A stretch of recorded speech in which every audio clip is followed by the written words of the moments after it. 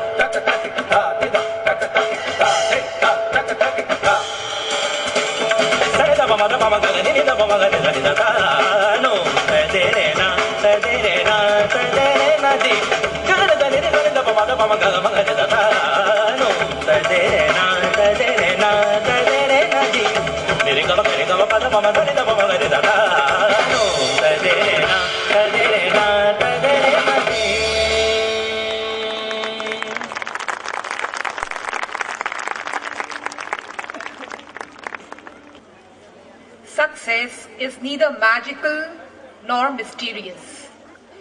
It is the result of continuous hard work.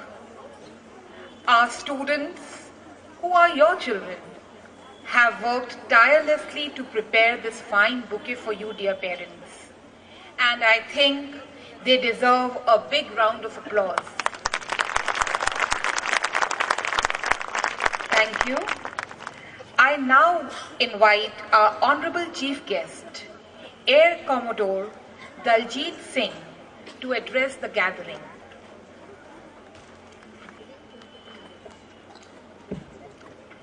Reverend Sister Sumita CJ, Brigadier Yadva, Honorable Principal, teachers, invited guests, parents, and my dear children. We had been transported to a different world. Let's come back to our own earth back. We were just told that what a fine bouquet was it which was presented by the children. And what was the common fragrance that permeated this bouquet of beautiful flowers of the various events that these children presented before us today? What do you think it was? It was a celebration of life in all its colors. In all, the profusion of joy which came through, the profusion of happiness that came through. We call it rasas, as Ritu Chakra very aptly pointed out. How the various rasas are enjoyed at various points of time in life.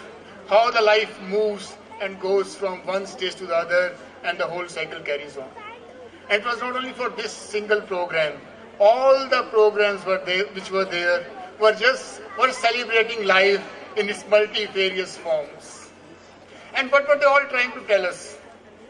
There was again a common underlying theme, that what is good, even Macbeth with all its dark colors was trying to tell us the same thing, that what is good, what is beautiful, what is honest, what is just, that is what must prevail ultimately. This is what, if there's a message that, all of us are aware of life, its things, all that happens in it, and I am nobody to give messages to you. But what the message that children have given to us, this one message that they have given, that what they still believe in, what children still believe in, this goodness of life.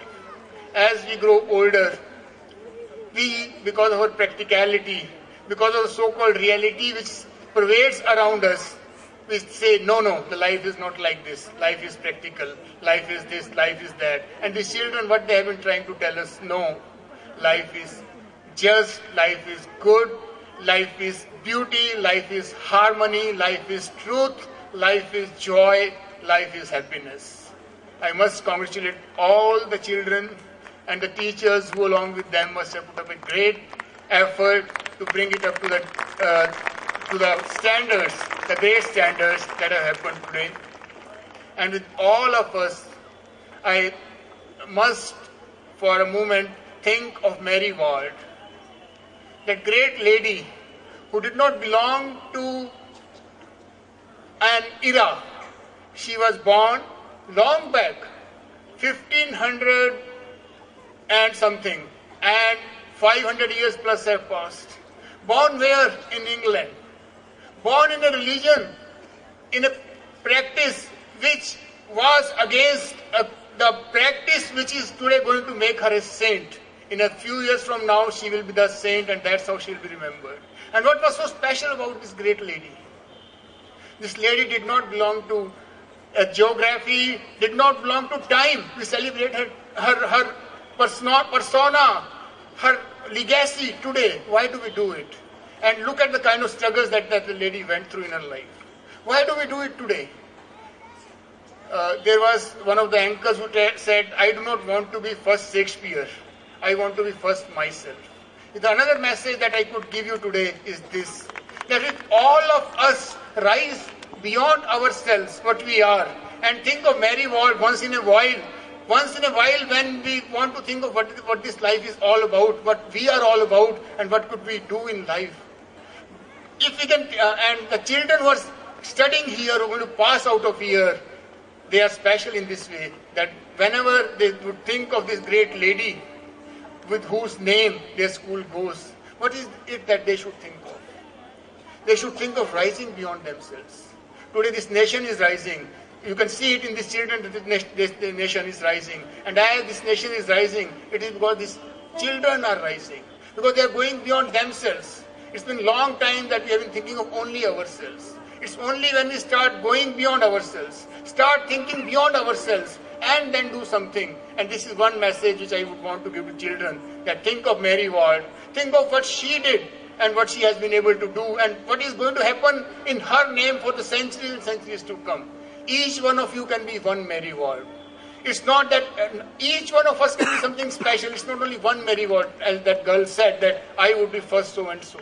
Each one of us can be that first so and so and go beyond ourselves and what we can do to the rising of this great nation, and what could happen is something going to unfold. Another Ritu Chakra, maybe another life will be all here, and look at that. Thank you very much for inviting me and my wife here.